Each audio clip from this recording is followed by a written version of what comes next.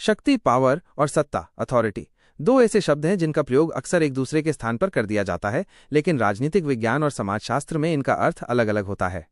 इन दोनों के बीच का अंतर समझना बहुत महत्वपूर्ण है। शक्ति, पावर।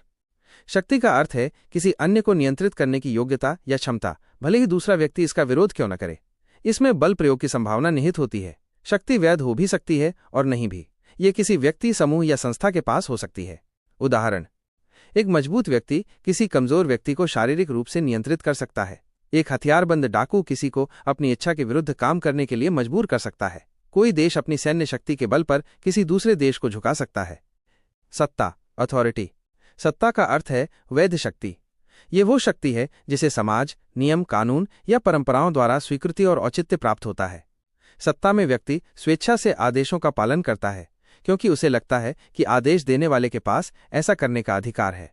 सत्ता अक्सर किसी पद या संस्था से जुड़ी होती है। उदाहरण: एक न्यायाधीश के पास कानून के तहत निर्णय लेने की सत्ता होती है और लोग उसके निर्णयों का पालन करते हैं क्योंकि वे कानून का सम्मान करते हैं। एक पुलिस अधिकारी के पास कानून व्यवस्था बनाए रखने की सत्ता होती है। एक लोकतांत्रिक सरकार के पास जनता द्वारा चुने जाने के कारण शासन करने की सत्ता होती है। शक्ति और सत्ता में मुख्य अंतर: विशेषता, शक्ति, पावर, सत्ता, अथॉरिटी। परिभाषा: दूसरों को नियंत्रित करने की क्षमता, वैध और स्वीकृत शक्ति। आधार: बल, दबाव, भय, संसाधन, क्षमता, वैधता, स्वीकृति, कानून, नियम, परंपरा, पद। प्रकृति: बाध्यकारी हो सकती है, निरंकुश हो सकती है, स्वेच्छा से पालन पर आधारित, संस्थागत होती है। वैधता: वैध हो भी सकती है और नहीं भी, हमेशा वैध होती है। उदाहरण: तानाशाह का शासन, शारीरिक बल का प्रयोग। लोकतांत्रिक सरकार, न्यायाधीश का आदेश, शिक्षक का निर्देश। संक्षेप में, सभी सत्ता शक्ति होती है, लेकिन सभी शक्ति सत्ता नहीं होती।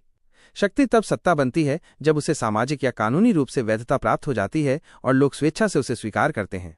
राजनीतिक व्यवस्था में सत्ता ही होती है जो शासन को स्थिरता और वैधता प्रदान करती है, जबकि शक्ति का उपयोग अक्सर आदेशों को लागू करने के लिए किया जाता है।